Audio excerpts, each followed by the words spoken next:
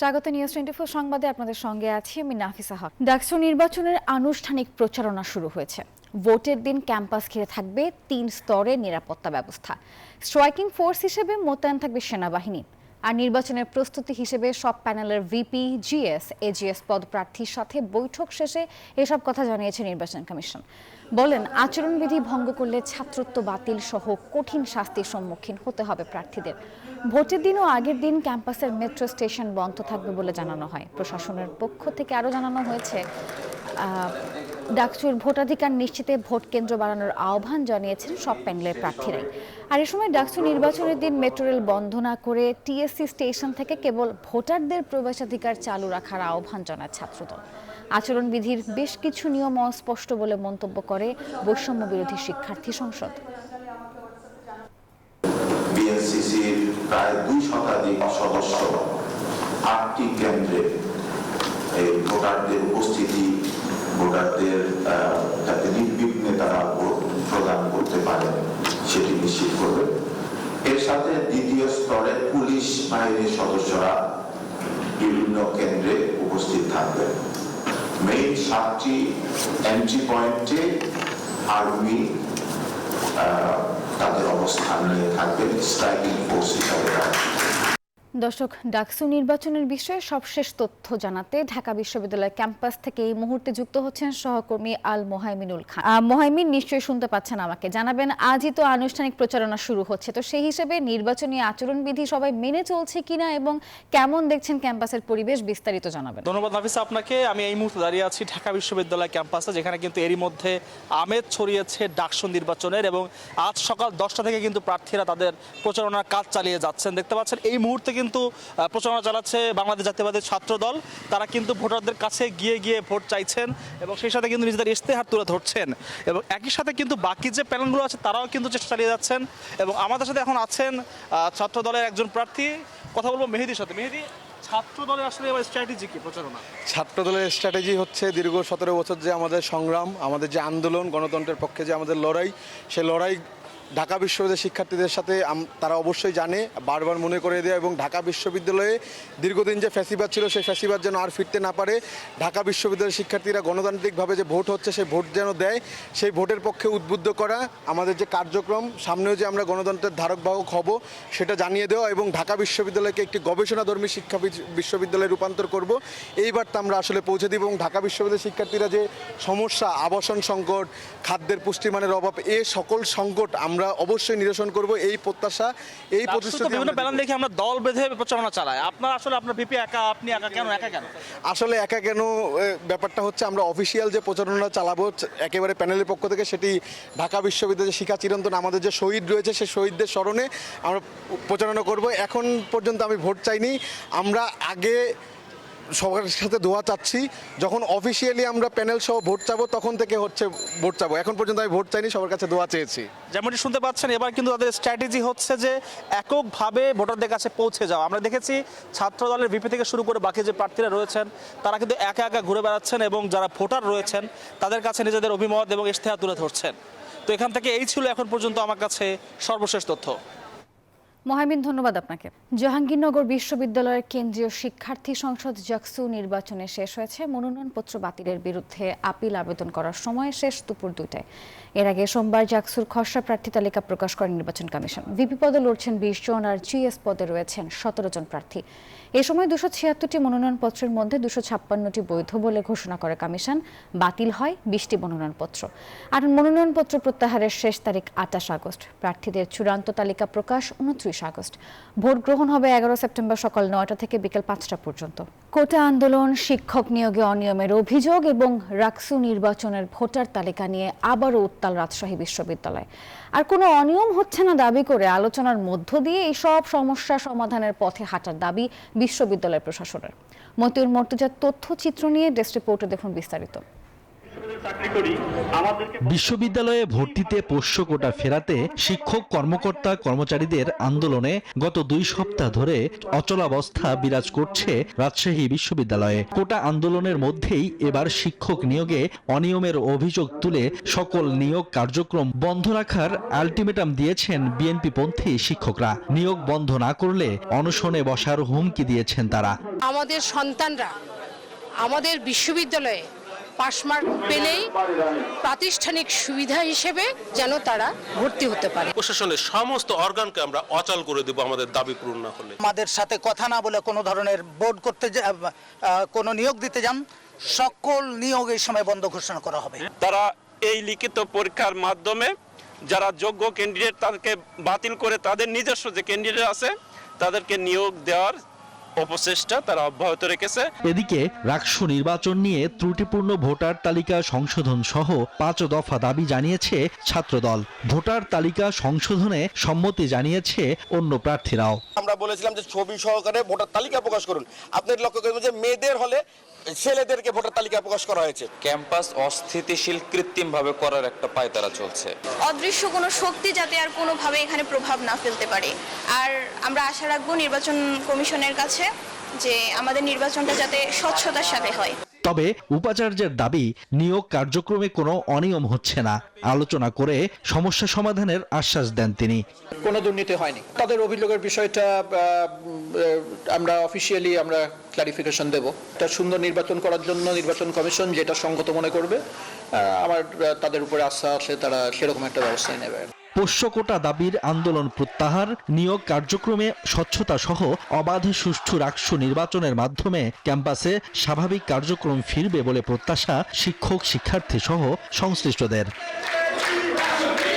Desk report, news 24। দিনব্যাপী রোহিঙ্গা সংকট নিয়ে আন্তর্জাতিক সম্মেলনের শেষ দিনে উখিয়ার বেশ কয়েকটি ক্যাম্পে সহায়তা কার্যক্রম পরিদর্শন করেন বিভিন্ন দেশ এবং সংস্থার প্রতিনিধিরা।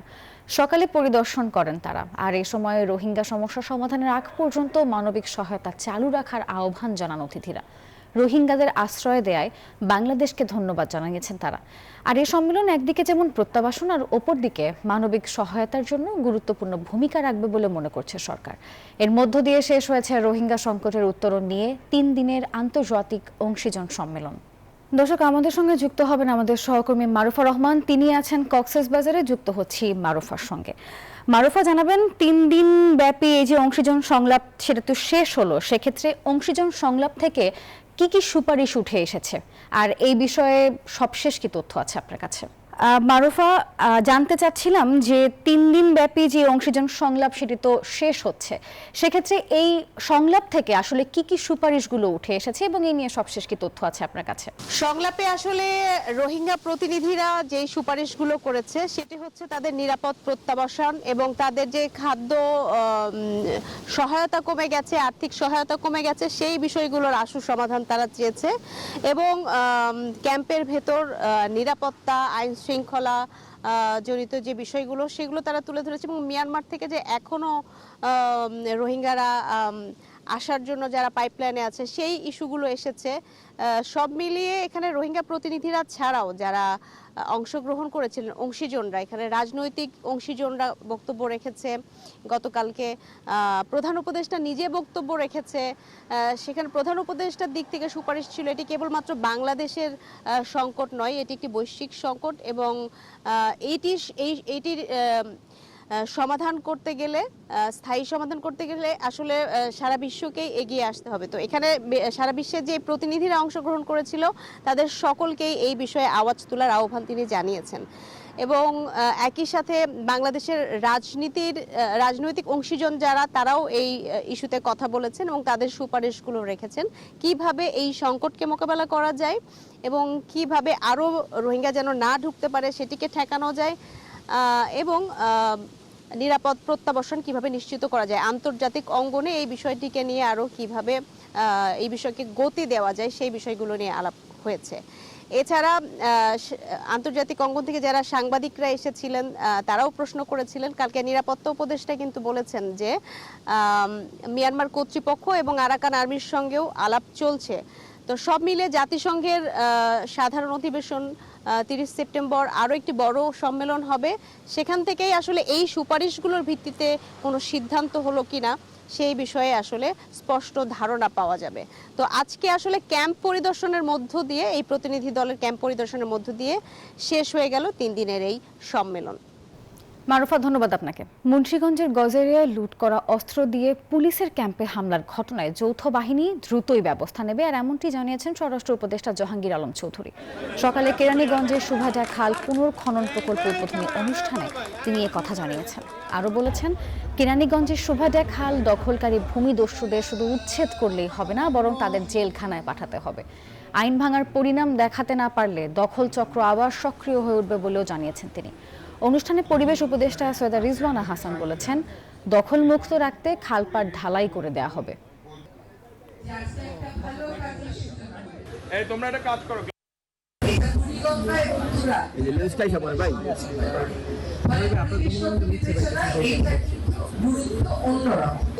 ভূমিদস্যুরা কিন্তু খালের অংশ দখল করে নিতে এবং কঠোর হতে দমন করতে হবে।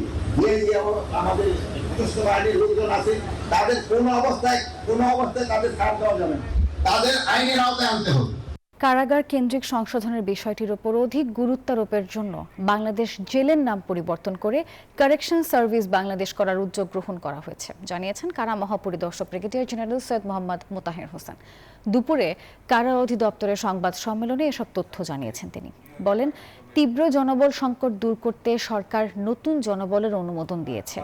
আরও 1,500 জনবলের চাহিদা পাঠানো হয়েছে জানিয়ে তিনি বলেছেন, 5 আগস্ট সারা দেশের জেলখানা থেকে প্রায় 2200 বন্দী পালিয়েছে, যার মধ্যে 700 এখনও পলাতক। এদের মধ্যে 9 জন জঙ্গি, বাকিরা যাবজ্জীবন বা অন্যান্য মামলার আসামি। তৃতীয় দিনের মতো নির্বাচন কমিশনে ঢাকা অঞ্চলের খসড়া সীমানা নির্ধারণের দাবি আপত্তি নিয়ে শুনানি চলছে। প্রধান নির্বাচন কমিশনার AMM নাসির উদ্দিন সহ 4 নির্বাচন কমিশনারের উপস্থিতিতে সকালে এই শুনানি শুরু হয়। ঢাকা অঞ্চলের 27টি আসনের 3 শতাধিক দাবি আপত্তি আবেদন রয়েছে, আর এর মধ্যে পক্ষে বিপক্ষে অনেক আবেদনই একই ধরনের। সেক্ষেত্রে তাদের পক্ষে একজন কথা বলতে পারবেন। মানিকগঞ্জ, মুন্সিগঞ্জ, গাজীপুর, নরসিংদী ও নারায়ণগঞ্জের 14টি আসনের শুনানি শুরু হয়। এ সময় কমিশনের সামনে এসব আসনের সীমানা নিয়ে আপিলকারীরা যুক্তি তুলে ধরেন। বিকেলে ঢাকার 13টি আসনের খসড়া সীমানার ওপর আসা দাবি আপত্তি নিষ্পত্তিতে শুনানি হবে। আগামীকাল শেষ হবে সীমানা নিয়ে শুনানি, আর এরপর চূড়ান্ত সিদ্ধান্ত জানাবে নির্বাচন কমিশন। দর্শক, নির্বাচন কমিশনে রয়েছেন সহকর্মী অন্তরা বিশ্বাস, সরাসরি যুক্ত হচ্ছে অন্তরার সঙ্গে। অন্তরা, সকাল থেকে শুরু হওয়া এই শুনানিতে এখন পর্যন্ত কোন কোন আসনের শুনানি শেষ হয়েছে এবং আজকে ইসির কার্যক্রম নিয়ে বিস্তারিত জানাবেন। আসলে আজকে সকাল থেকে ইসির কার্যক্রম শুরু হয়েছে এবং প্রধান নির্বাচন কমিশনার AMM নাসির উদ্দিন এবং সেই সঙ্গে যে 4 নির্বাচন কমিশনার তারা সকলেই আসলে রয়েছেন এই শুনানির অনুষ্ঠানে এবং সেই সঙ্গে রয়েছেন সচিব। মূলত এই 6 জন রয়েছেন শুনানির জায়গাটিতে এবং তারাই মূলত শুনছেন এবং তারাই পরবর্তীতে সিদ্ধান্ত নেবে। এছাড়াও আসলে তাদের সঙ্গে নির্বাচন কমিশনের যে কর্মকর্তারা তারাও বিভিন্ন ধরনের নথিপত্র তারা আসলে পর্যালোচনা করছেন, তারাও আসলে রয়েছেন সেই নথিপত্র সংগ্রহের জন্য। আর সকাল থেকে আমরা যেটি দেখেছি যে ঢাকার যে সব মিলিয়ে 28টি আসনের যে শুনানি সেটি এবং বিভিন্ন পক্ষ থেকে বারবারই এখানে যেটি উপস্থাপন করা হচ্ছে সেটি হচ্ছে যে সীমানা আসলে 2008 সালের আগে ছিল সেই সীমানায় অনেকেই আসলে ফিরে যেতে চান।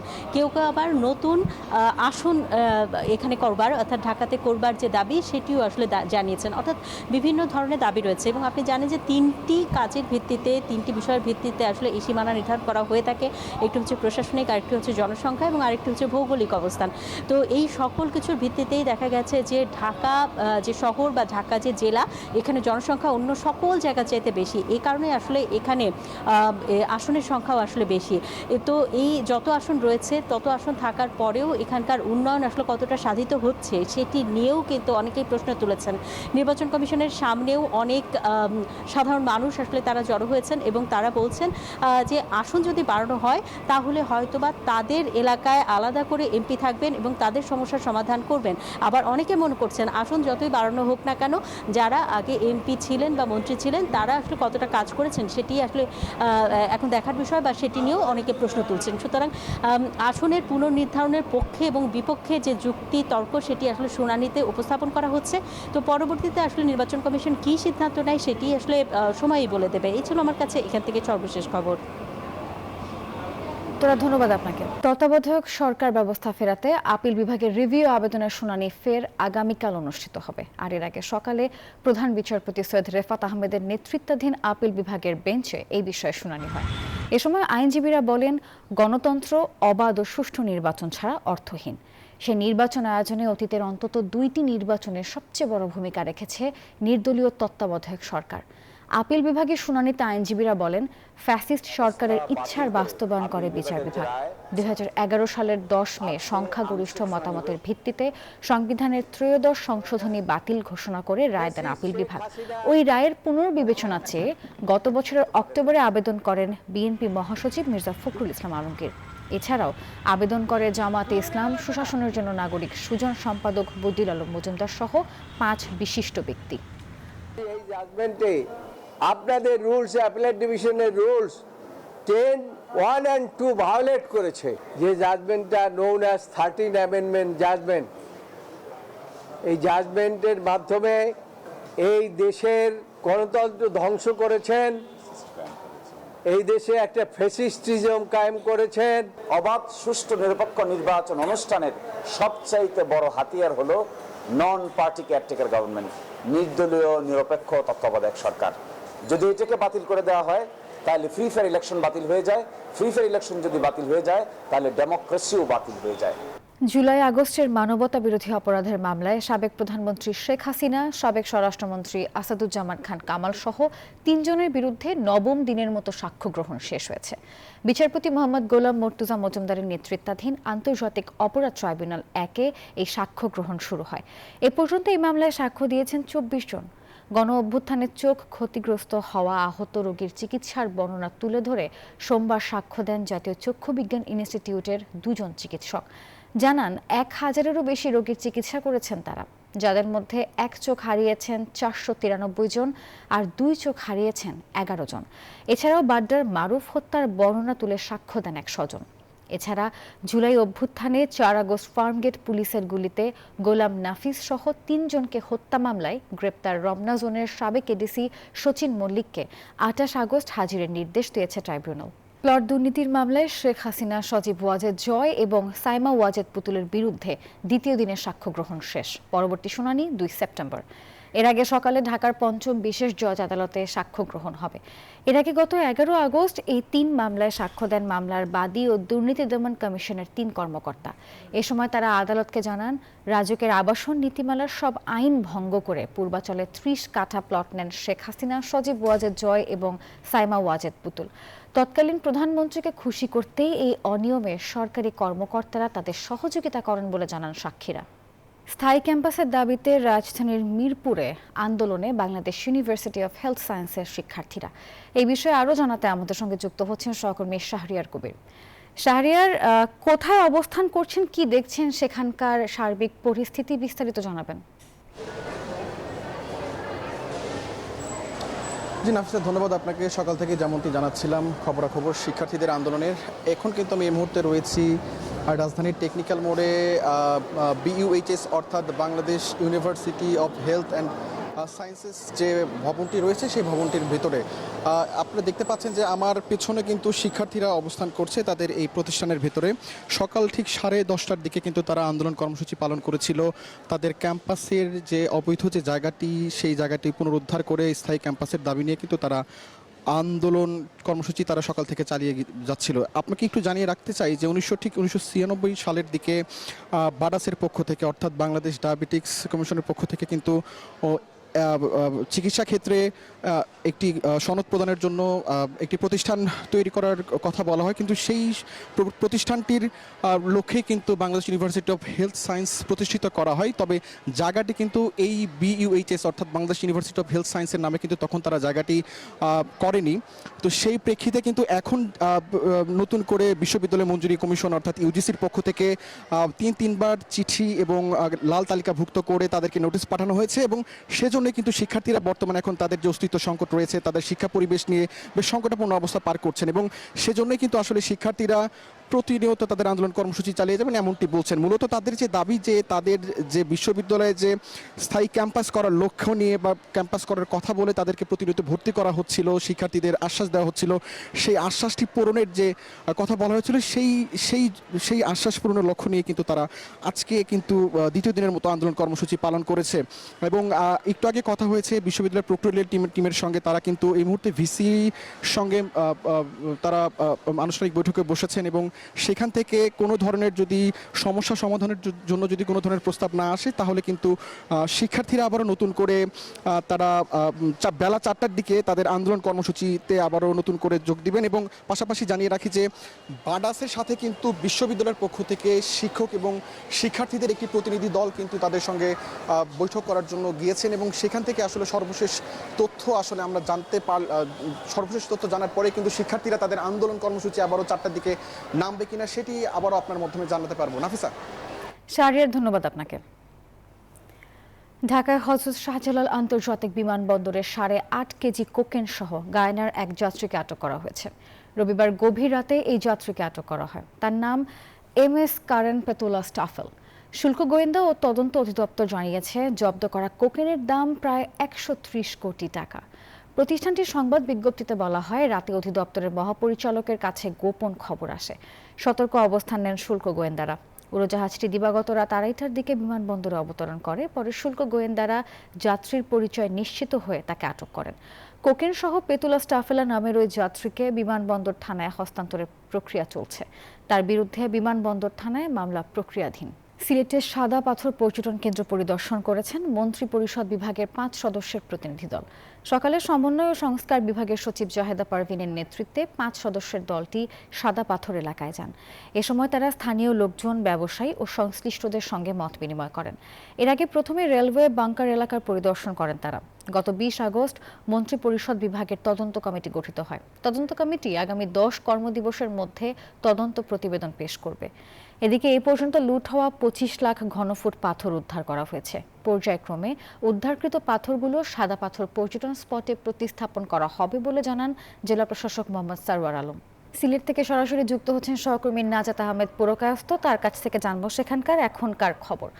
নাজাত, মন্ত্রী পরিষদ বিভাগের পরিদর্শন এবং পাথর উদ্ধারের বিষয়ে আর কি তথ্য আছে আপনার কাছে? কেমন দেখছেন সেখানের পরিস্থিতি, জানাবেন।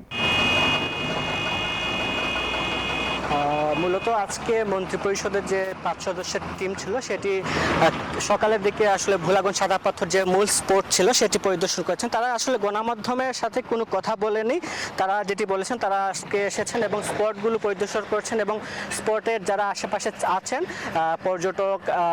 পর্যটন সংশ্লিষ্ট এবং যারা পর্যটনের নৌকার ঘাটে কাজ করেন তাদের সাথে কথা বলবেন এবং সেই হিসাবে তারা যদি কালকেও থাকবেন, কালকেও কিন্তু তারা সেই স্পট পরিদর্শন করার কথা রয়েছে। আমি আছি এখন সাদা পাথর যে ঘাট রয়েছে সেই ঘাটে। আমি দেখানোর চেষ্টা করছি এখানে কিন্তু সাদা পাথরের যে পাথরগুলো লুট হয়েছিল সেই লুট হওয়া পাথরগুলো এখন কিন্তু বিভিন্নভাবে এখানে আসছে এবং সেখান থেকে নৌকায় করে আবার মেইন স্পটে নেওয়ার যে কর্মযোগ্য সেটি আসলে চলছে। আমি একটি বিষয় জানিয়ে রাখি, এখন পর্যন্ত কিন্তু সাদা পাথর থেকে যে লুট হওয়া পাথর সেটি আসলে 25 লাখ ঘনফুটের মতো পাথর উদ্ধার করা হয়েছে এবং এখন পর্যন্ত 6 লাখ ঘনফুটের মতো পাথর জব্দ করা হয়েছে এবং এখন যে জায়গাটি দেখছেন সেখানে আসলে 7 লাখ ঘনফুটের মতো পাথর রয়েছে এমনটি কিন্তু প্রশাসনের কর্মকর্তারা আমাদের বলেছেন। কিছুক্ষণ পর কিন্তু এই জায়গাটিতে আসলে জেলা প্রশাসক যে নবনিযুক্ত জেলা প্রশাসক সেখানে আসবেন এবং সাদা পাথর পরিদর্শন করার কথাও রয়েছে এমনটি তিনি বলেছেন।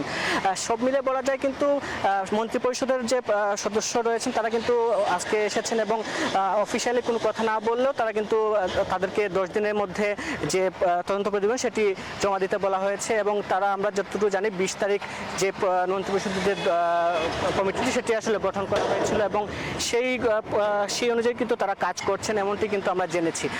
একটি বিষয় হচ্ছে প্রশাসন কিন্তু এই সাদা পাথর লুটের পরে নড়ে চড়ে বসেছে। তারা কিন্তু বেশ কিছু যে কর্মতৎপরতার কথা বলেছে, তারা সাদা পাথরের সার্বক্ষণিক সিসি ক্যামেরার আওতায় আনার একটা কথা বলেছেন এবং সাদা পাথর স্পটে যাতে নির্বিঘ্নে পর্যটকরা আসতে পারেন সেজন্য তারা সেখানে টুরিস্ট পুলিশের একটা ক্যাম্প করার কথাও বলেছেন এমনটি কিন্তু আমরা শুনেছি।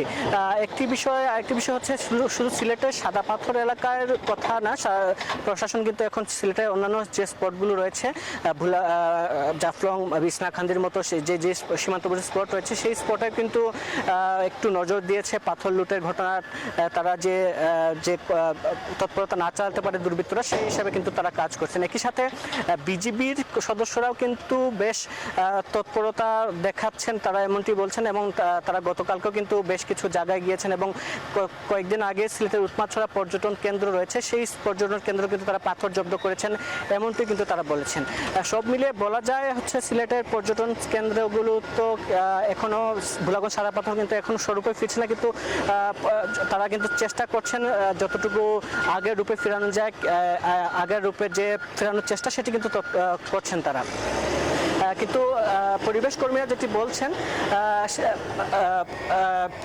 এখন পর্যন্ত কিন্তু যত পাথর ওঠে সবগুলো পাথর কিন্তু উদ্ধার করা যায়নি এবং তারা যে তৎপরতা চালাচ্ছেন এবং প্রতিস্থাপনের যে প্রক্রিয়াটি সেই প্রক্রিয়াটি কিন্তু বলছেন পরিবেশ যেহেতু যে প্রকৃতি কিন্তু তার নিজস্ব ভাবে তৈরি হয়েছে সেই প্রকৃতি কিন্তু কিছুটা হলেও বাধা পড়বে এবং সাদা পাথর যে স্বরূপে ফিরতে বেশ কিছু সময় লাগবে এমনটি কিন্তু। নাজাত, ধন্যবাদ আপনাকে। ব্যবসায়ীদের বিরোধিতার কারণেই শেষ পর্যন্ত ভ্যাটের ল্যাংড়া খোরা আইন হয়েছে। রাজধানীর এক হোটেলে সিপিডি আয়োজিত কর্পোরেট কর ও ভ্যাট সংস্কার বিষয়ক গোল টেবিল আলোচনায় এই কথা বলেন জাতীয় রাজস্ব বোর্ডের চেয়ারম্যান আব্দুর রহমান খান। বলেন, ভ্যাটের একক রেট হবার কোনো বিকল্প নেই। রাষ্ট্রীয় ব্যয়ের অগ্রাধিকার ও যৌক্তিকতা ঠিক করতে হবে। এটি করা না হলে সাধারণ মানুষ কর দিতে আগ্রহী হবেন না। সামগ্রিক কর ব্যবস্থাপনার স্বচ্ছতা নিশ্চিত করতে হবে। জিডিপির অনুপাতে ট্যাক্সের হার ক্রমাগতভাবে কমছে, এটি আতঙ্কের বলেও মন্তব্য করেন এনবিআর চেয়ারম্যান। অনুষ্ঠানে সিপিডির গবেষণা পরিচালক ডক্টর খন্দকার গোলাম মোয়াজ্জেম বলেছেন, এলডিসি উত্তরণে অভ্যন্তরীণ রাজস্ব বাড়ানোর কোনো বিকল্প নেই। আমাদের যদি সিঙ্গেল রেটের ভিএটি হতো আর সিম্পলি যদি বলা হতো এই যে কত কত ফর্ম আমরা আবিষ্কার করলাম, অত 0.3, অত 0.2, অত 0.9, এগুলো আদৌ কোনো দরকার আছে কিনা এটা নিয়ে কিন্তু একটা বড় প্রশ্ন। এবং আপনারাই বলেছেন যে আপনাদের অনেক রকমের কাগজপত্র দিতে হয়, প্রিপারেশন অনেক সময় লাগে এবং প্রচুর খরচপাতি হয়। আমরা কিন্তু ইন্ট্রোডিউস করেছি যে যারা ইলেকট্রনিক্যালি ডাটা মেনটেন করেন, যাদের নিজস্ব সিস্টেমে ইআরপি আছে, আমরা বলেছি আপনার ইআরপি থেকে আপনি 1 ক্লিকে ভ্যাট রিটার্ন তৈরি করে ফেলতে পারবেন, কিছু লাগবে না। পুঁজিবাজারে বিনিয়োগকারীদের হোয়াটসঅ্যাপ কিংবা ফেসবুক সহ যে কোনো সামাজিক যোগাযোগ মাধ্যমে প্রলুব্ধ হয়ে বিনিয়োগ না করার আহ্বান জানিয়েছে ঢাকা স্টক এক্সচেঞ্জ। রাজধানীর পল্টনে capital market journalist forum CMJF কার্যালয়ের সংবাদ সম্মেলনে এই আহ্বান জানান ঢাকা স্টক এক্সচেঞ্জের ভারপ্রাপ্ত ব্যবস্থাপনা পরিচালক আসাদুর রহমান। তারা বলেন, সংঘবদ্ধ প্রতারক চক্র বিএসইসি, ডিএসই ও সিএসই লোগো ও ঠিকানা ব্যবহার করে পুঁজি বাজারে বিনিয়োগের নামে সাধারণ মানুষের কাছ থেকে বিপুল পরিমাণ অর্থ হাতিয়ে নিচ্ছে। এমন অবস্থায় প্রতারক চক্রের কারণে শেয়ার বাজারের ভাবমূর্তি নষ্ট হচ্ছে। আর এজন্য পুঁজি বাজারে বিনিয়োগকারী সহ সবাইকে সচেতন হবার পরামর্শ দেন ঢাকা স্টক এক্সচেঞ্জের ভারপ্রাপ্ত ব্যবস্থাপনা পরিচালক। সমস্ত প্রতারক চক্রের দ্বারা কোনোভাবে প্রতারিত না হয় তারা যেন সচেতন থাকে এবং এই বিষয়ে যদি আমাদের বিনিয়োগকারীদেরকে কেউ রিচ করে তারা যেন কোথাও কোনো বিনিয়োগের আগে আমাদের ডিএসি, বিএসইসি, সিএসসি, আমাদের ব্রোকার কমিউনিটি যারা আছেন তাদের কাছে যাতে বিষয়টা সত্যতা যাচাই করে এই বিষয়ে টাকা বিনিয়োগ করেন বা তাদের সাথে সম্পর্কিত হন। আন্তর্জাতিক প্রসঙ্গ, রুশ প্রেসিডেন্ট ভ্লাদিমির পুতিন এবং ইউক্রেনের ভলোদিমির জেলেনস্কি শিগগিরই আলোচনায় না বসলে পরিণতি ভালো হবে না। সোমবার হোয়াইট হাউসে এমনটাই হুঁশিয়ারি দিয়েছেন মার্কিন প্রেসিডেন্ট ডোনাল্ড ট্রাম্প। তিনি জানিয়েছেন, যুক্তরাষ্ট্র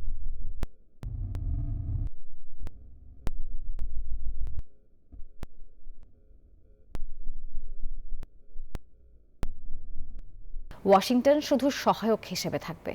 এদিকে ইউক্রেনের ড্রোন ঘাঁটিতে বড় ধরনের হামলার দাবি করেছে রাশিয়া, আর অন্যদিকে ইউক্রেনও বহু রুশ সামরিক সরঞ্জাম ধ্বংসের পাল্টা দাবি জানিয়েছে। এরই মধ্যে রাশিয়ার শান্তি প্রস্তাবকে সত্যিকারের ছাড় নয় বলে প্রত্যাখ্যান করেছেন জেলেনস্কি। ফিলিস্তিনের গাজায় নিরাপদ আশ্রয়স্থল বলতে আর কিছুই বাকি নেই। সোমবার খান ইউনিসের নাসের হাসপাতালে ইসরায়েলি হামলায় প্রাণ হারালেন 6 সাংবাদিক সহ অন্তত 21 জন। এমন রক্তপাতে বিশ্বজুড়ে বইছে নিন্দার ঝড়। জাতিসংঘ, ফ্রান্স ও তুরস্ক তীব্র ক্ষোভ জানিয়েছে। আন্তর্জাতিক চাপের মুখে ইসরায়েলকে দুঃখজনক ভুল বললেও অসন্তোষ জানিয়ে যুদ্ধ শেষের ইঙ্গিত দিয়েছেন মার্কিন প্রেসিডেন্ট ডোনাল্ড ট্রাম্প।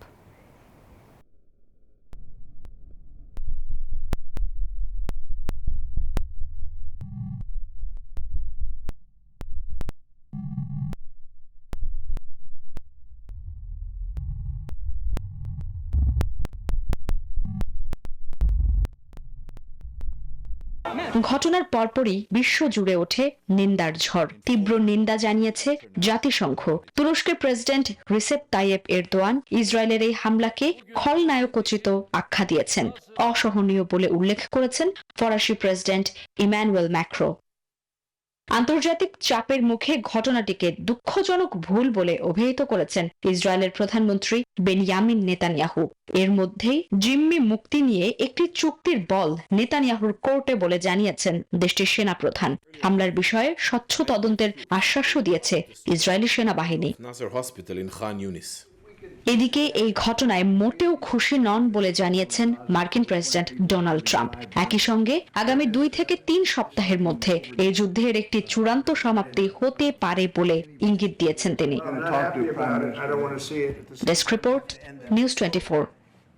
নিউজ 24 সংবাদের এখনকার আয়োজন এ পর্যন্তই। এতক্ষণ সঙ্গে থাকার জন্য ধন্যবাদ সবাইকে।